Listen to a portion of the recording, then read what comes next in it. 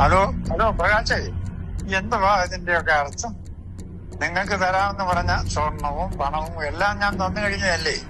പിന്നെ എന്തുവാ നിങ്ങൾ ഇങ്ങനെ വർഷവും കൂടെ വീതം വെക്കണം അതാ ഇതാന്നൊക്കെ പറഞ്ഞു വരുന്നത്? എന്തുവാ പ്രകാശ് ഇതിന്റെയൊക്കെ അർത്ഥം? Hello hello.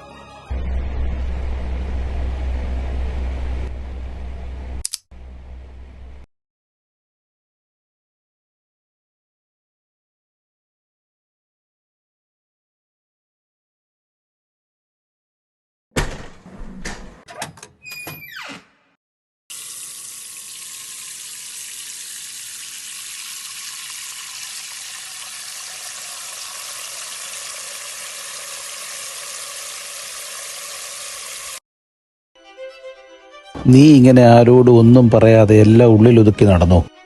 നാളെ നിന്റെ കുടുംബത്തിനൊരാവശ്യം വരുമ്പോൾ കൈനീട്ടി വാങ്ങിച്ച് നാറികൾ ആരും ഉണ്ടാകില്ല നിന്നെ ഒന്ന് തിരിഞ്ഞു നോക്കാൻ.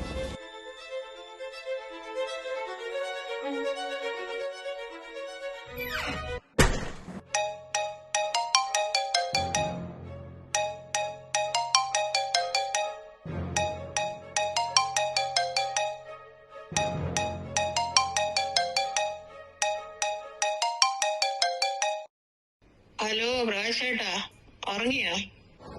ഇല്ല, പറയടാ. എന്തോ സൗണ്ട് ഒക്കെ വല്ല ഇരിക്കുന്നേ? പിന്നെ ഞാനൊരു കാര്യം വിളിച്ചതേ, പ്രഭ വന്നിട്ടുണ്ട്.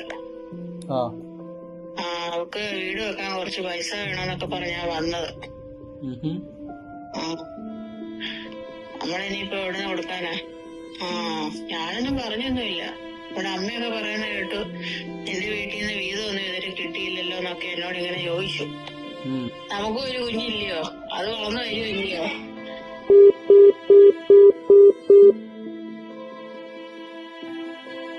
അവനവന്റെ കയ്യിൽ പണം ഉണ്ടെങ്കിൽ മാത്രമേ അവനവന് വിലയുള്ളൂ. ആദ്യമൊക്കെ അവള് പറയുന്നത് നിസ്സാരമായി കണക്കാക്കിയെങ്കിലും അവള് പറയുന്നതിലും കാര്യമുണ്ട്. ഇനിയും കൊടുത്തതൊക്കെ തിരിച്ചു വാങ്ങിച്ചിട്ടും മതി. കൊടുക്കണോ വേണ്ടയോ എന്നൊക്കെ തീരുമാനിക്കാം.